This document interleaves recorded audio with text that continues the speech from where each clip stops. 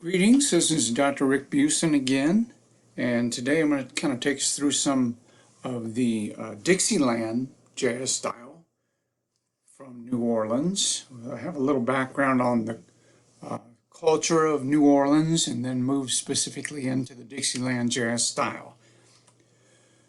Starting out here talking about New Orleans during the 1800s. Couple rulings that were made in Louisiana in 1724. They determined that they would allow slaves to have Sundays off. And then in 1817, the mayor of New Orleans decided he wanted to restrict slave gatherings to one location, and the place they were allowed to gather was a place called Congo Square. And so they gathered there on Sundays, and there was a lot of singing, dancing, and they did some trade. And then Congo Square became kind of a famous tourist attraction. Eventually, people were interested in the African culture as it was the interaction of the slaves as they performed little skits and danced and sang. There's a painting of a depiction of Congo Square by an African-American artist named Ted Ellis. There's the image right there. Ethnic groups of New Orleans. The city had a diverse population, people from all over different parts of Europe and Africa. And so this is a list of the different ethnic groups. You will not be responsible for all of these different ethnic groups. You just want to get the gist of it, which is it was a melting pot of great diversity, New Orleans. Religion in New Orleans, looking at two main ones. One of them came from Africa, voodoo from Africa, and that's not to be confused with hoodoo that we studied with blues music, voodoo. And so slaves brought this ritualistic practice with them when they arrived in the 18th century. And eventually they were forbidden to practice voodoo. I mean, the slave owners wanted to kind of keep better control on the slaves. Now, really, they couldn't totally stamp something like that out. What people did in the privacy of their dwelling, how would the slave owners know? And then Christianity. So there's both Catholic and Protestant, and slave owners wanted to convert the slaves to Christianity. Musical traditions. We have European classical music, street cries, like street vendors, brass bands, funeral processions, and street parades that included contests of players, what we call cutting contests.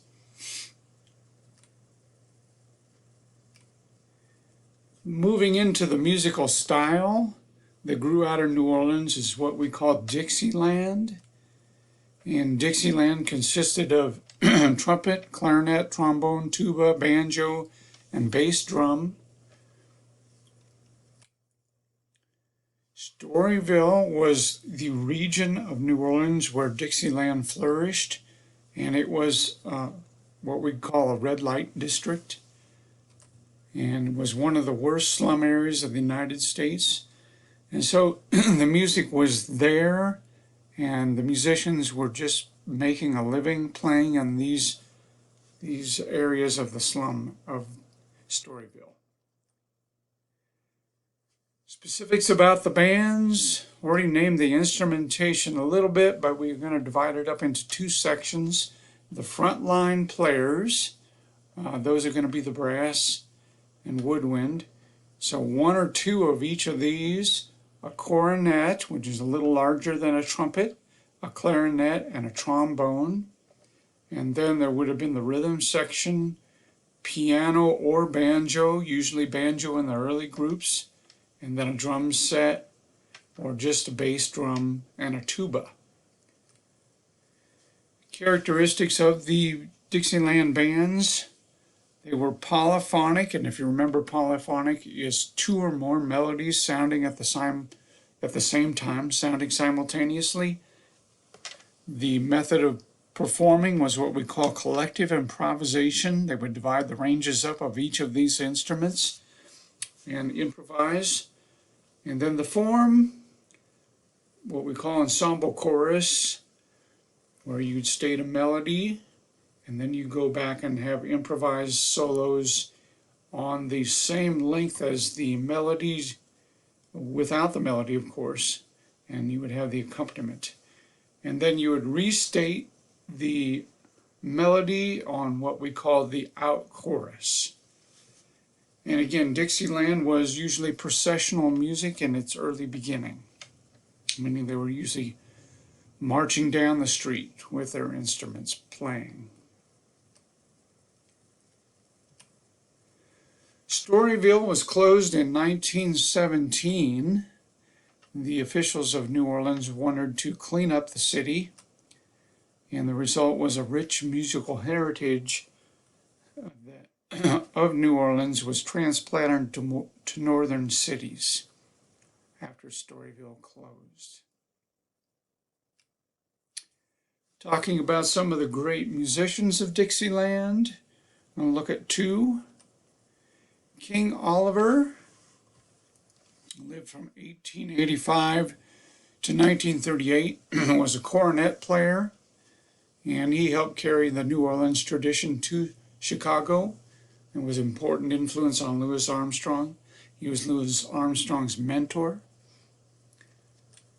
And the other one that we're looking at is Jelly Roll Morton. He was a pianist and a composer, and he claimed to have invented jazz. He made that statement in 1902.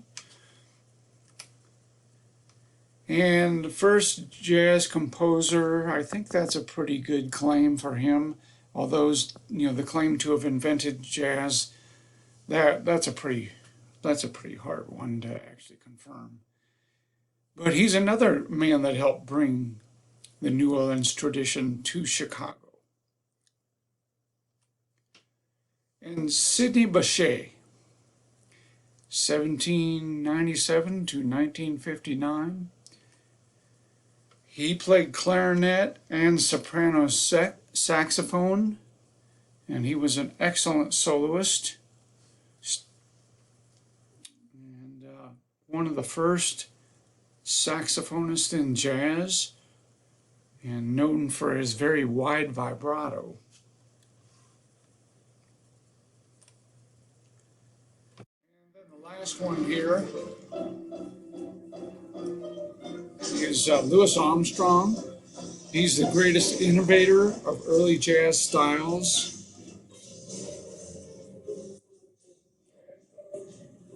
And the term swing actually was coined from his style of playing. He was the first scat singer to jazz. And so scat singing is jazz vocal improvisation style on nonsense syllables.